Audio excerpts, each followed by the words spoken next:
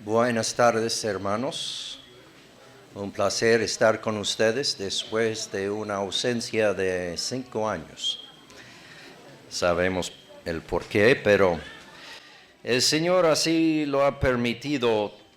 Mi tema no está muy bien desarrollado, así que espero que tengan paciencia conmigo. Mientras vamos viendo la vida de 3 personas que en cada caso tenía vamos a decir, una interrupción. Vamos primero a Gálatas capítulo 3, ese verso solo para ilustrar el punto que quiero hacer. Son 2 personas en el Nuevo Testamento y uno en el Antiguo Testamento. Pero empezamos con Gálatas capítulo 3.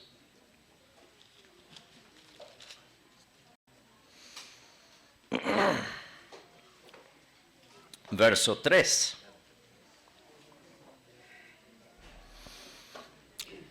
Gálatas 3:3. Tan necios sois, habiendo comenzado por el Espíritu, ahora vais a acabar por la carne. En cada caso es al revés. Había algo de la carne, pero resultaba que por la misericordia del Señor llegó a ser por el Espíritu en cada individuo. Vamos ahora a Lamentaciones capítulo 3, un versículo muy conocido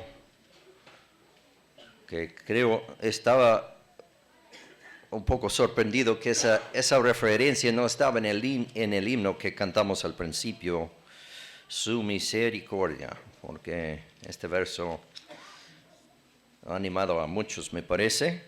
Lamentaciones, capítulo 3 y verso 22.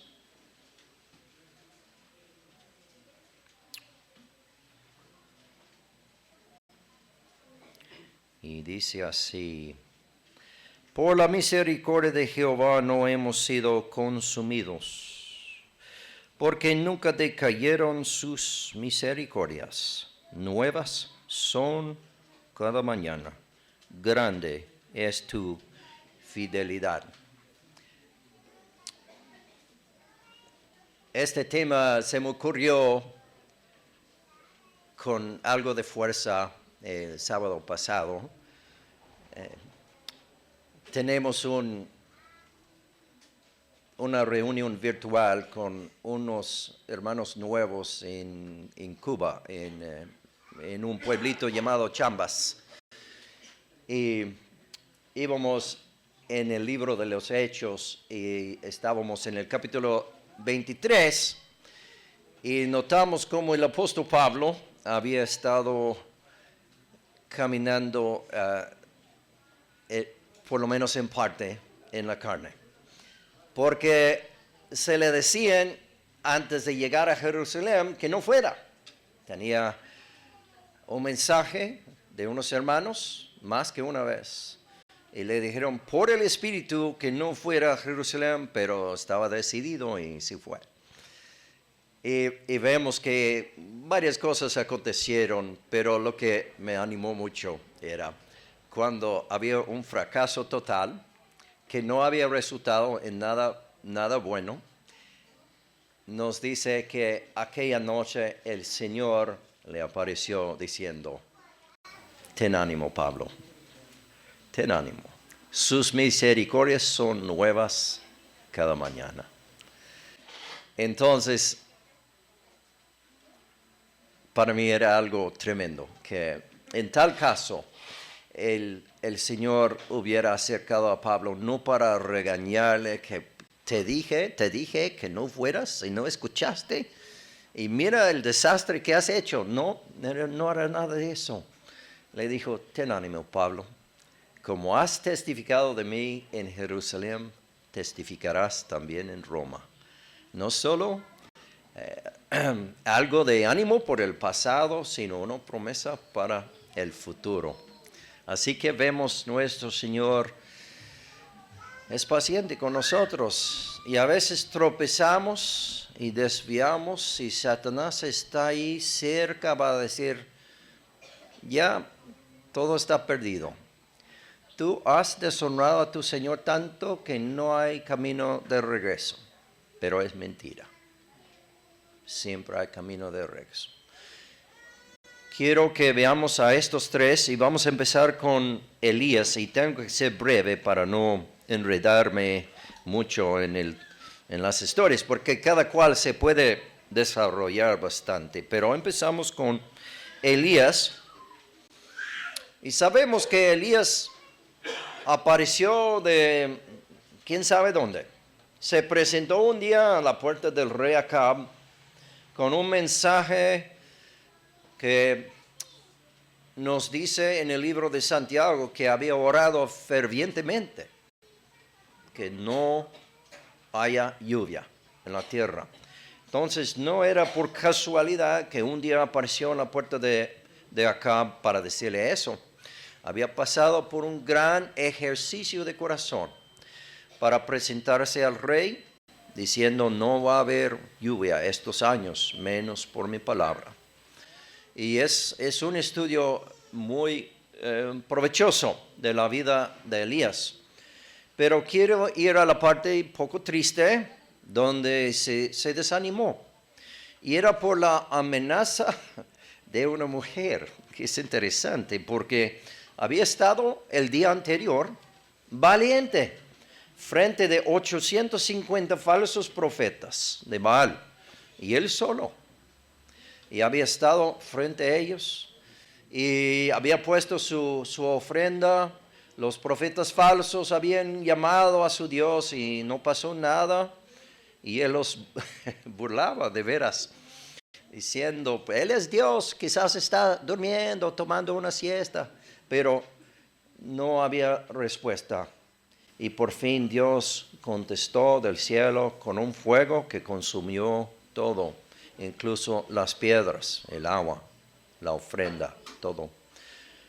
Y uno pensaría, bueno, Elías, estás en la cumbre de la montaña. ¿Qué puede suceder? Que ahora te puede desanimar. Pero muchas veces es así, que estamos en un lugar donde sentimos muy bien, boom, y después nos llega una caída. Bueno, llegó en la mañana el próximo día un mensaje de Jezabel en el verso 1 de Reyes 19, verso 1.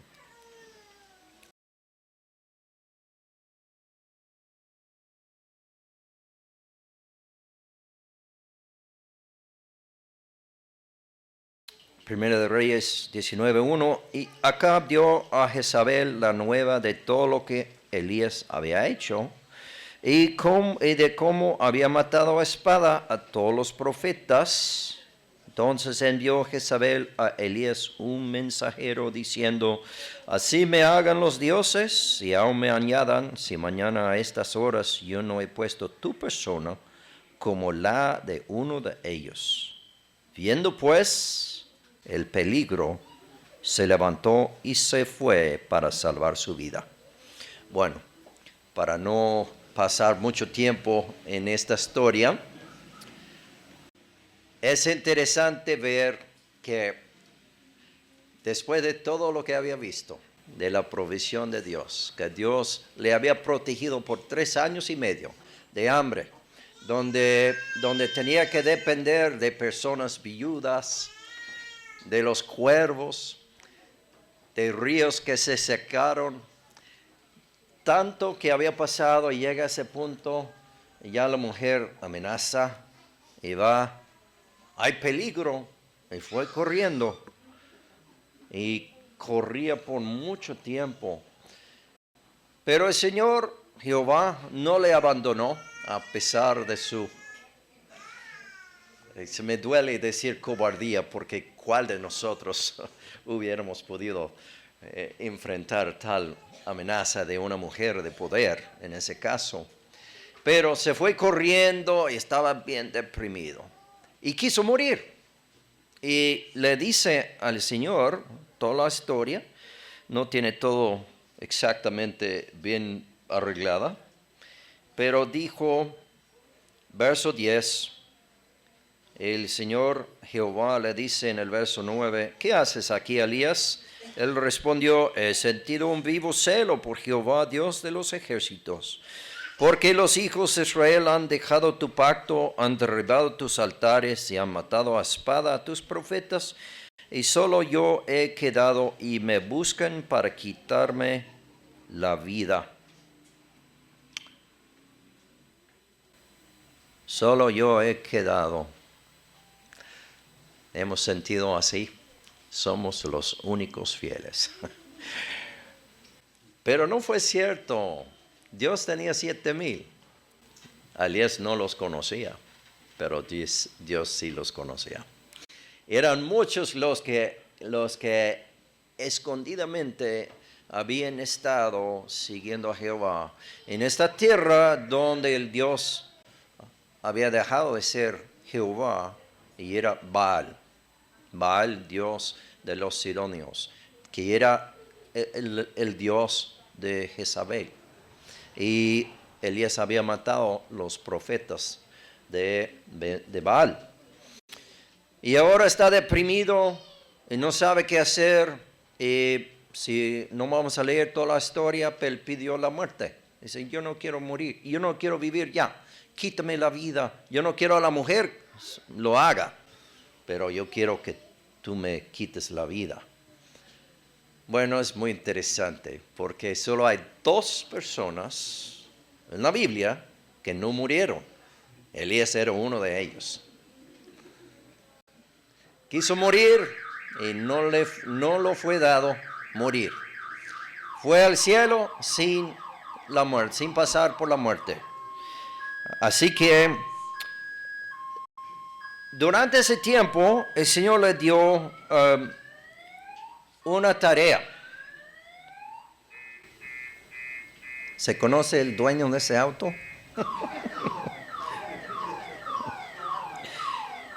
Verso 15.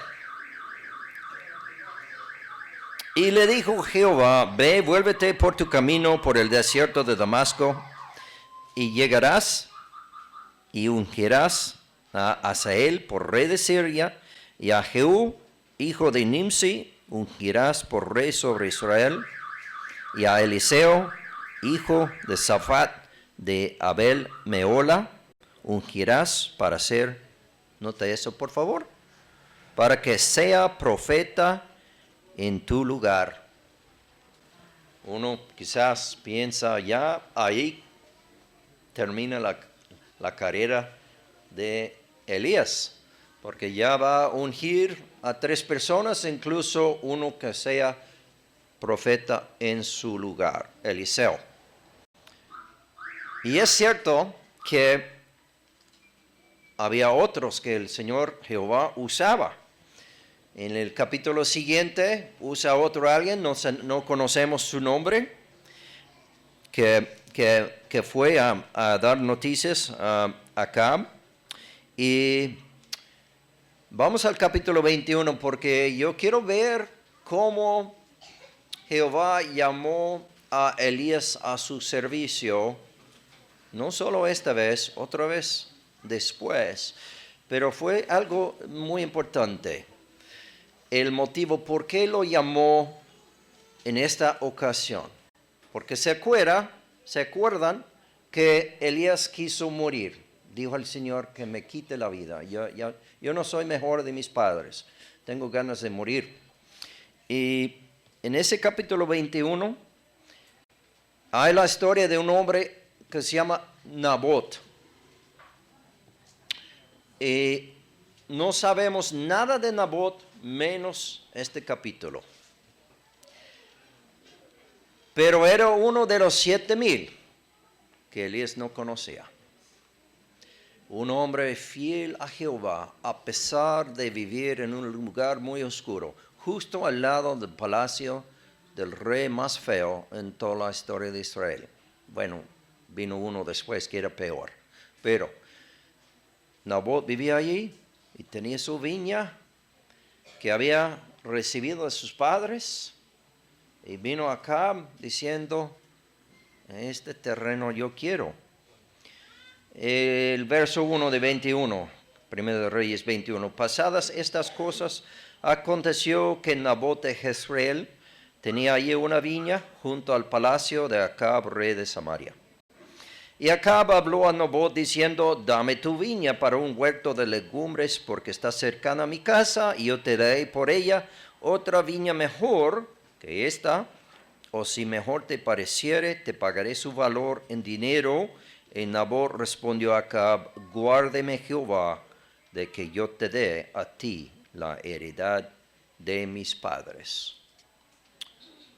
Muy difícil no continuar esta historia porque me encanta cómo este hombre Nabot. Guárdame Jehová, para mí es la prueba. Que mantenía su terreno porque era heredad de sus padres a través de la tierra de Jehová. No era simplemente que no quería vender su terreno. Era cuestión de por qué lo tenía. Y si leemos la historia completa, veremos que lo perdió de todos modos.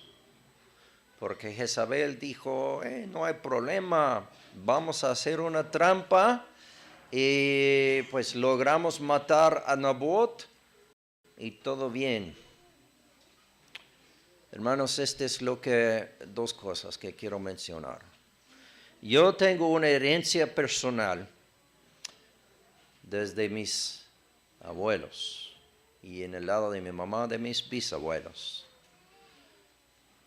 De haber pasado, no se puede pasar la fe, pero se puede pasar la enseñanza de la fe en el Señor Jesús.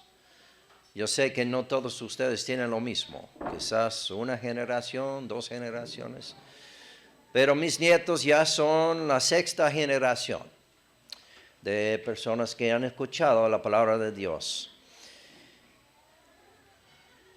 Y espero que ellos lo tengan como lo tenía Nabot. Porque el enemigo viene y dice, eso no vale, pues lo puedes botar. Yo tengo algo mejor, pero es mentira. No tenía algo mejor. Y Nabot bien lo sabía. Y no quiso vender su viña. Pero lo mataron. Pagó por su vida, con su vida, por su fidelidad. ¿Y quién fue que Jehová envió para decirle a Acab algo? Era el Señor Elías. Adelantamos hasta verso 17.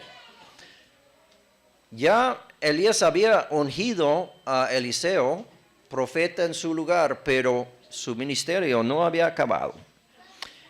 Entonces vino palabra de Jehová a Elías Tisbita diciendo, levántate, desciende a encontrarte con Acab, rey de Israel, que está en Samaria. He aquí, él está en la viña de Nabot, a la cual ha descendido para tomar posesión de ella. Y le hablarás diciendo, así ha dicho Jehová, no mataste y también has despojado.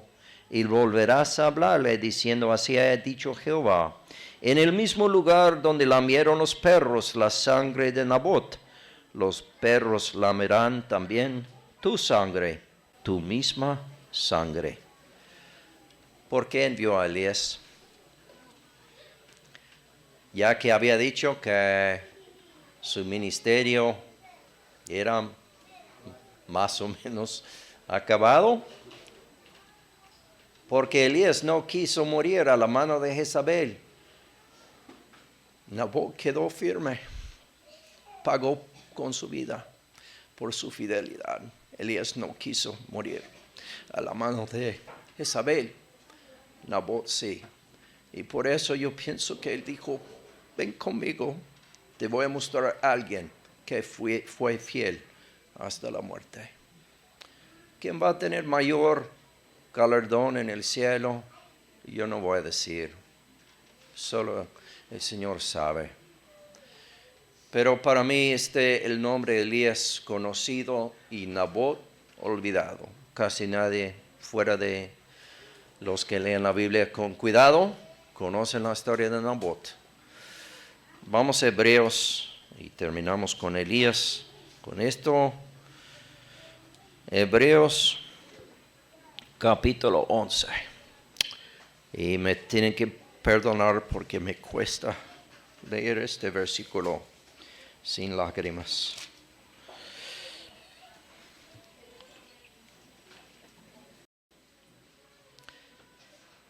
Hebreos 11, capítulo de la fe, no menciona aquí Nabot por nombre, pero para mí aquí está, uno de los fieles.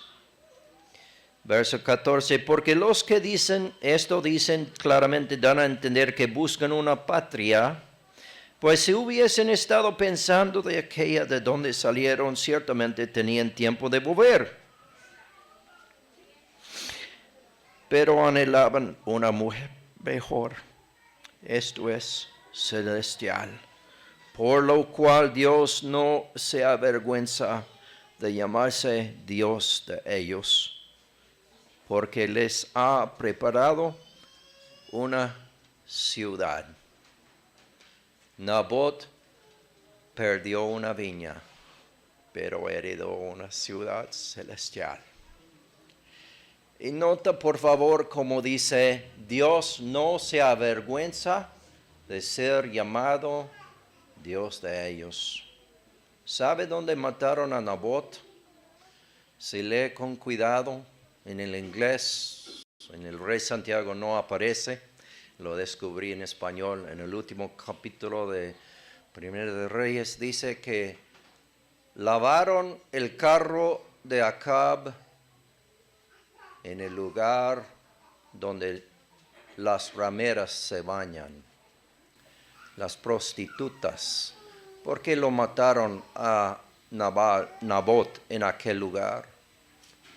Lo querían conectar con la vergüenza. Pero Dios no se avergüenza de ser llamado Dios de ellos. Hicieron lo mismo con nuestro Señor Jesucristo. Vemos las pinturas, no digo que recomiendo las pinturas, pero le quitaron la ropa, le colgaron desnudo en la cruz para darle vergüenza. Nabot lo querían conectar con la vergüenza, pero Dios le ha dado una ciudad, no lo perdió. Tiene una herencia celestial. Jóvenes, el enemigo muy fuerte. Y te dice, no, eso que recibiste de tus padres no vale. Bótalo, hay algo mejor. El mundo te ofrece mucho regalo, pero es mentira. Nabot sufrió hasta la muerte por su fidelidad, pero no perdió nada. Tiene su herencia celestial. Bueno, nos está escapando el tiempo. Vamos ahora a leer de otro muy breve. Y espero no hacer algo indebido. Pero este joven, y era joven me parece, cuando le pasó este acontecimiento. Y estoy presumiendo algo. Una vez dije algo a Anita hace mucho tiempo, 20 años atrás. Ella me dijo, y era bueno, estos son presunciones. Que yo había llegado a una conclusión acerca de alguien y ella me dijo, estos son presunciones. En otras palabras, tú realmente no sabes y tenía que confesar, tienes razón, yo no sé. Voy a hacer una presunción. Porque leemos en el Evangelio de Marcos, escrito por este joven de que estoy hablando, que tuvo algunos problemas y solo ocurre aquí en el Evangelio de Marcos. Por eso quiero pensar que fue el mismo Marcos, pero no voy a insistir. para nada, porque no sabemos con seguridad. Pero capítulo 14, por favor, de Marcos y verso 50.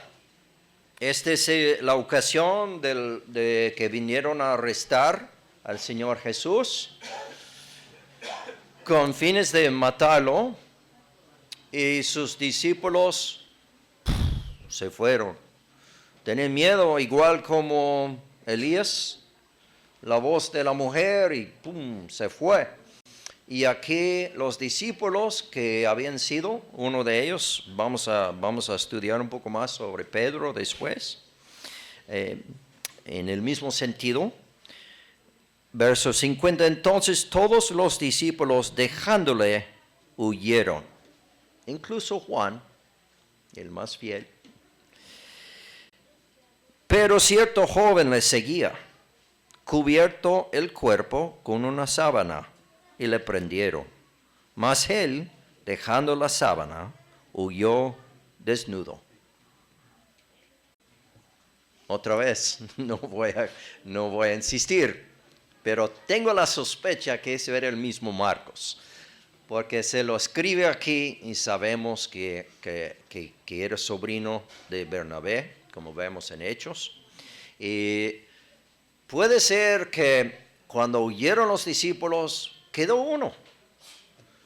uno quizás atrevido, como es mi nieto de 5 años, muy atrevido. Tengo miedo que es el primero de mis nietos que quebró un hueso. No, segundo. Bueno, quebró un hueso por su atrevimiento. Y aquí vemos a alguien y dice que cierto joven, es todo lo que sabemos. Y tenía algo que le cubría, pero no muy bien, ¿verdad? Porque, quién sabe por qué, pero se acercó para seguir esa multitud y lo vieron los soldados. Dijeron, un seguidor de Jesús, a él también vamos a prender. Y le trataron de agarrar, pero agarraron nada más la sábana y él se deslizó y se fue corriendo y dejó la sábana atrás. Bueno, puede ser que no era, pero porque se lo dice aquí en Marcos, sospecho que era él. Bueno, vamos adelante al libro de los Hechos y vemos cómo Marcos, el mismo, también no era muy preparado para la obra del Señor. Y como les dije, no estoy muy preparado. Si estuviera preparado, tendría los versículos bien ordenados y unas notas, porque no soy bueno para encontrar cosas al momento. Pero puede ser que alguien me ayude, que Pablo y Bernabé fueron, capítulo 13 me parece. Leemos cómo Marcos no podía continuar con ellos. ¿Acaso está en el siguiente capítulo? Gracias. Ahí está, muy breve. Ok, vamos a leer el verso 2 y después el 13. Ministrando estos al Señor varios profetas en Antioquía, y ayunando dijo el Espíritu Santo, apartadme a Bernabé y a Saulo para la obra que los he llamado. Entonces, habiendo ayunado y orado, les impusieron las manos y los despidieron. Y sabemos que llevaron consigo a Marcos. Bueno, yo no digo que eso era un error. Vine aquí primera vez en el año 90, hace 33 años, porque un hermano, Francisco Patrí, me invitó. Y yo nunca había ido a Sudamérica. Y fue en aquella época que conocí al hermano Adolfo, la familia del hermano Franklin Rivera y al hermano, el hermano Serapio y varios otros. Y vine yo como acompañando a un hermano que tenía experiencia en la obra. Yo no vine con nada de presunción que iba a ser una gran obra ni nada, pero solo para observar. Segunda vez vine con el hermano Douglas. Él me invitó, él no se acuerda muy bien, pero me invitó. Y fuimos a Ecuador y después volvemos a Perú. Allá empezó a formar las amistades y los enlaces de amor. Y he estado regresando, pues no tan a menudo, pero desde entonces, varias veces. Bueno, aquí invitaron a Marcos y era su sobrino de Bernabé. Yo lo veo bueno, pero le fue, me parece, un poco difícil. Dice en el verso 13. Habiendo zarpado de Pafos, Pablo y su compañero arribaron a Perge de Panfilia, pero Juan, apartándose de ellos, volvió a Jerusalén. No es fácil viajar en la obra del Señor. Y para este joven, ya no puedo. Y regresó, los dejó. Y sabemos la triste historia de lo que aconteció después en el capítulo 15, en fines del capítulo 15. Algo triste. Verso 36. De Hechos 15, después de algunos días, Pablo dijo a Bernabé, volvamos a visitar a los hermanos en todas las ciudades en que hemos anunciado la palabra del Señor para ver cómo están. Y Bernabé quería que llevasen consigo a Juan, el que tenía por sobrenombre Marcos. Pero a Pablo no le parecía bien llevar consigo al que se había apartado de ellos desde Panfilia y no había ido con ellos a la obra. Y hubo tal desacuerdo entre ellos que se separaron el uno del otro. Bernabé, tomando a Marcos, navegó a Chipre, y Pablo, escogiendo a Silas, salió encomendado por los hermanos a la gracia del Señor. Bueno, yo tengo otra opinión aquí de muchos. Que muchos dicen, bueno, Bernabé, influenciado por la relación familiar de su sobrino, quiso traerle. Posiblemente es así. Pero veo que no era un punto que debería haber sido de tanto desacuerdo entre dos hermanos que habían trabajado juntos en la obra. ¿Era cuestión doctrinal sobre la persona, la obra de Cristo? No. Era cuestión de que ¿va a viajar con nosotros Juan Marcos o no? Dice Pablo, es inmaduro todavía, no está listo. Y Bernabé dice, sí puede. Quizás había madurado, no sabemos, desde el tiempo, pero Pablo pensaba que no fuera bueno. Eso es lo que digo. ¿Por qué no uno de ellos hubiera dicho, dado lugar al otro? Cualquier de los dos. Pablo quizás diciendo, hermano Bernabé, me parece imprudente, pero si usted ve que él es listo, pues vámonos. O Bernabé hubiera podido decir, Pablo es mi sobrino, yo lo veo progresando en su conducta, en su conocimiento del Señor, en la obra del Señor, creo que está listo.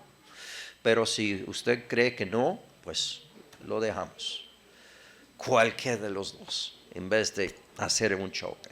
Y a veces somos hermanos, nos ponemos tercos y no queremos escuchar.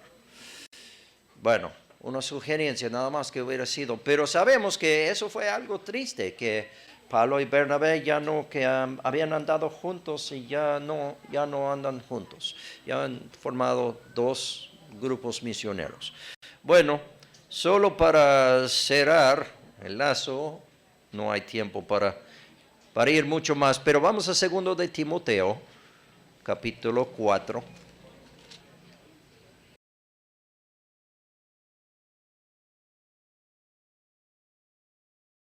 El hermano Mickey aquí me ha anticipado. Tiene razón, Mickey.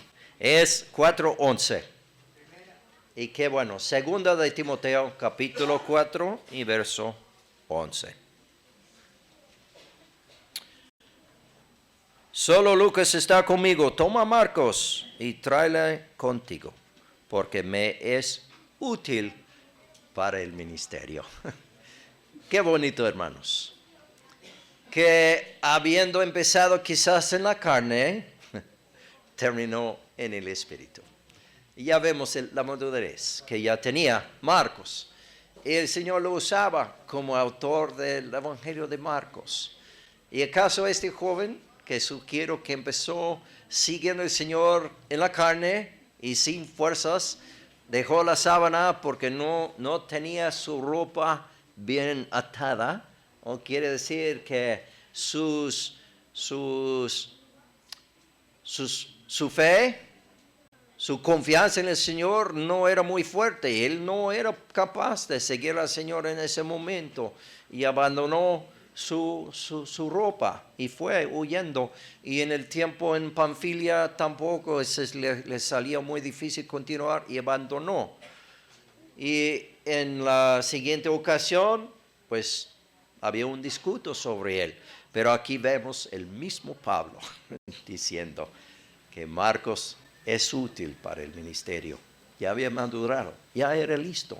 Así que no desanimemos, hermanos, y jóvenes, si ya se ha presentado un obstáculo, como se presentó a Elías, que era una mujer que le amenazaba, y Marcos, que tuvo desafíos, pero allá está en el servicio del Señor. El Señor no le abandonó. Bueno, solo nos quedan 10 minutos. Ya conocen la historia, pero de todos modos vamos a Juan capítulo 13 y podemos ir a los evangelios porque es una historia que nos cuenta en los 4 evangelios acerca de Pedro y que negó al Señor 3 veces. Y leo en el capítulo 13 de Juan, vemos algo que no vemos en los otros evangelios, como el Señor lavaba los pies de sus discípulos. Y Pedro, sabemos, siempre muy hablador, no me laves los pies al principio. Y después, pues de todo, mi cabeza, mis manos. Y el Señor le había dicho, lo que yo hago ahora no entiendes, pero lo entenderás después. Así que parece que el ánimo de Pedro en ese momento era para hablar y no callar. Entonces,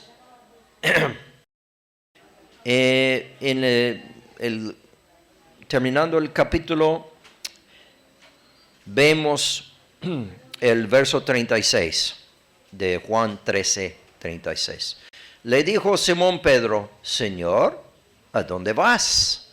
Jesús le respondió, a donde yo voy, no me puedes seguir ahora, mas me seguirás después. Le dijo Pedro, Señor, ¿por qué no te puedo seguir ahora? Mi vida pondré por ti. Jesús le respondió, ¿tu vida pondrás por mí? De cierto te digo, no cantará el gallo sin que me hayas negado 3 veces. Pedro tenía mucha confianza en su carne. Se pensaba fuerte. Y este es donde nosotros tropezamos, porque confiamos en nosotros mismos, pensamos que somos fuertes. Si hubiera preguntado a Elías el día anterior, ¿tú crees que mañana vas a huir de esta misma mujer? ¿Qué hubiera dicho? No, para nada. Pero así fue. Se fue huyendo de la mujer. Después de ser valiente frente a 850. ¿Y cómo era? Viendo el peligro. ¿Dónde estaba su ojo? Hay peligro. Oh, Elías, pero antes, cuando tuviste el dedo, el ojo en el Señor Jesús, Bueno, en Jehová, en Jehová. Fuiste valiente para todo. Todo era posible.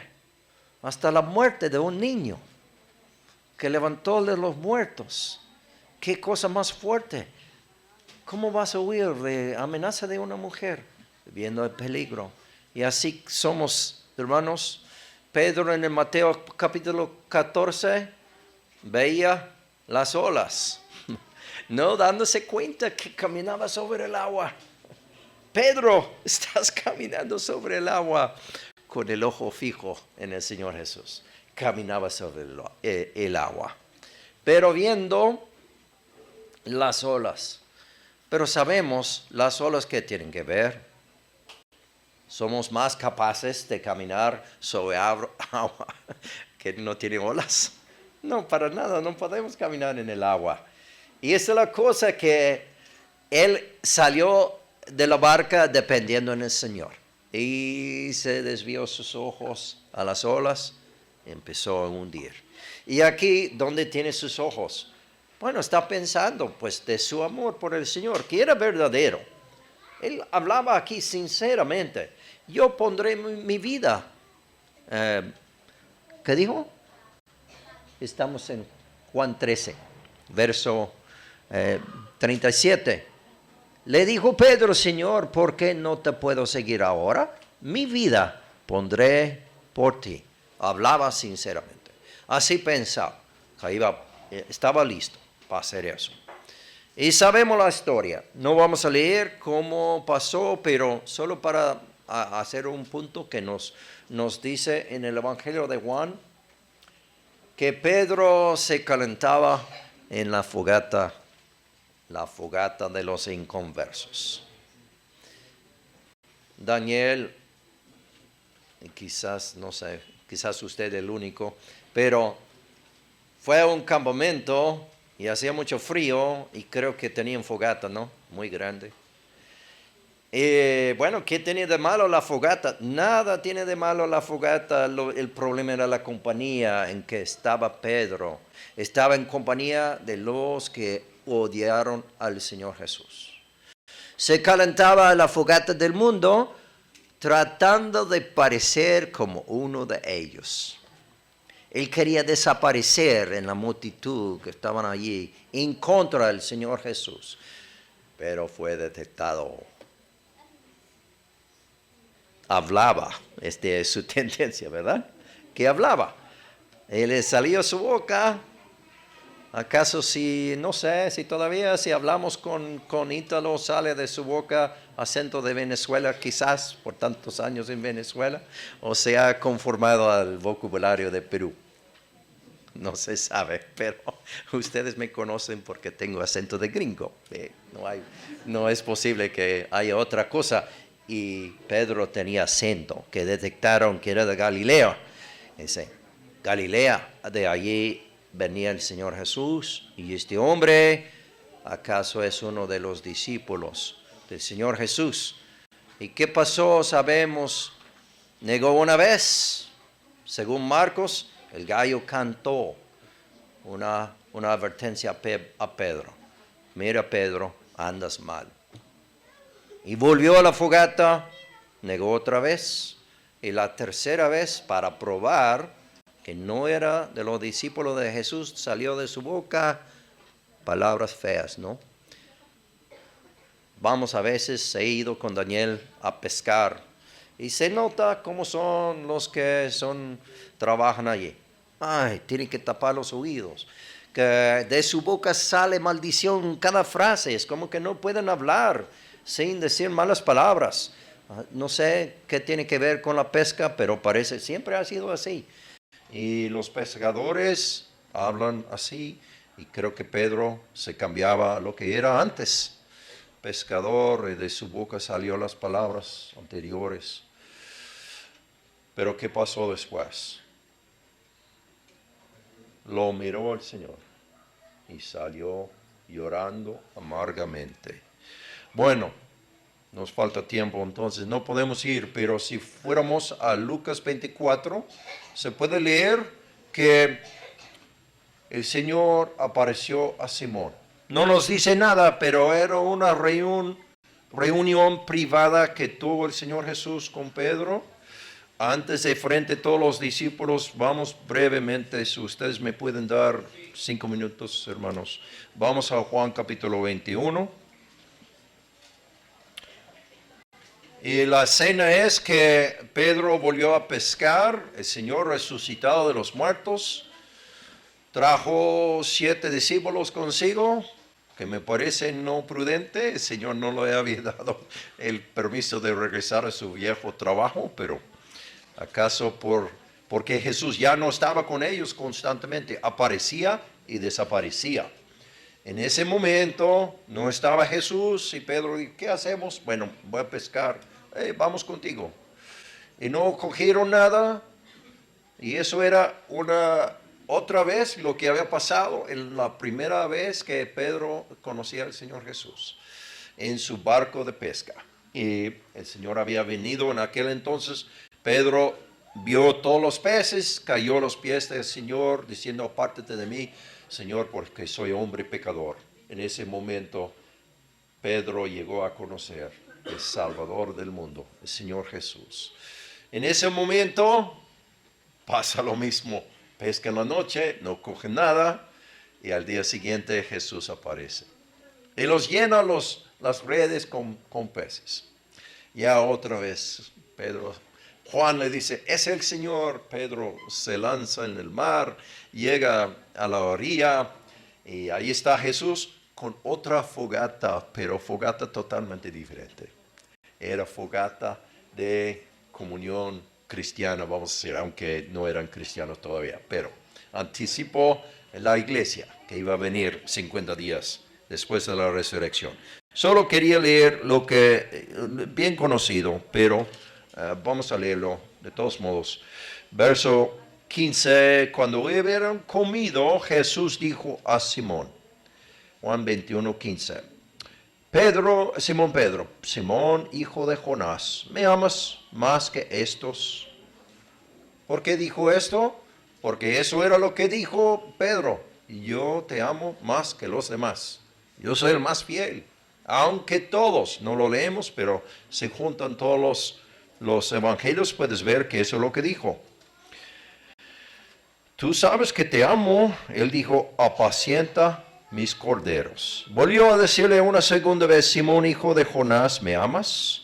Jesús le respondió, sí, Señor, tú sabes que te amo. Le dijo, pastorea mis ovejas. Le dijo la tercera vez, Simón, hijo de Jonás, ¿me amas? Pedro se entristeció de que le dijese la tercera vez, ¿me amas? Y le respondió, Señor, tú lo sabes todo, tú sabes que te amo. Jesús le dijo, apacienta mis ovejas. De cierto te digo, cuando eras más joven te ciñas e ibas a donde querías. Mas cuando ya seas viejo, extenderás tus manos y te ciñerá otro y te llevará a donde no quieras. Esto dijo dando a entender con qué muerte había de glorificar a Dios. Y dicho esto, añadió, sígueme. Bueno, terminamos con estos versículos. Ya sabemos que el Señor no había acabado con Pedro. 3 veces se lo dijo frente a los demás, porque 3 veces lo había negado. Y si vemos en la traducción de Darby, se nota que el Señor le habló de una forma, ¿me amas? Y él respondió, te quiero. Él sabía que su amor no llegaba al nivel del amor del Señor por él. Y siempre va a ser menos. Nosotros le amamos a Él porque Él nos amó primero. Su amor siempre va a ser más grande que el nuestro. Pero de todos modos podemos confiar en este amor que nunca cambia, nunca deja de ser, a pesar de nuestros tropiezos, nuestros deseos a veces que llegan a ser un fracaso porque intentamos en la carne, como hacía Juan Marcos, como Elías, espantado por algo, pero la paciencia del Señor Sus misericordias son nuevas cada mañana. Cada día podemos confiar que Él está con nosotros, igual como apareció el apóstol Pablo aquella noche. Ten ánimo, Pablo. No le dije nada del fracaso que había hecho. No era tiempo. Sabía. Se daba cuenta. Más tarde decía, lo que dije, hacer un discuto entre fariseos y saduceos fue malo. Y lo confiesa. Pero el Señor le anima. Y eso es lo que quiero hacer, hermanos. Que nos animemos. Que el Señor nos anima. Que tengamos esta confianza. Que su amor nunca falla. Su misericordia nunca falla. Su gracia es abundante. Sigue siendo a pesar de todos nuestros fracasos. Damos gracias, hermanos. Bendito Dios y Padre, el Dios y Padre de nuestro Señor Jesucristo. Gracias te damos por tu amado Hijo, el que sufrió en la cruz, el que llevó nuestro castigo en su cuerpo sobre el madero, el que nos amó hasta el fin, el que pagó con su vida, no solo por probar nuestro amor, sino para llevar nuestras transgresiones e iniquidades, por cuya sangre nosotros somos purificados, santificados, presentados como aceptos en el amado, como hemos leído en Efesios. Y ahora en estos días difíciles, Señor Jesús, te pedimos que seamos valientes a vista de toda la maldad en el mundo, que Satanás no tenga voz, que nosotros escuchemos, que nos dice que debemos abandonar la senda por ser demasiado difícil. Porque aunque somos débiles, tú eres fuerte. Ayúdanos a confiar en ti, Señor Jesús nuestro, Dios Padre nuestro. Te pedimos tu bendición en las reuniones que siguen, en el nombre precioso de nuestro Señor Jesucristo. Amén.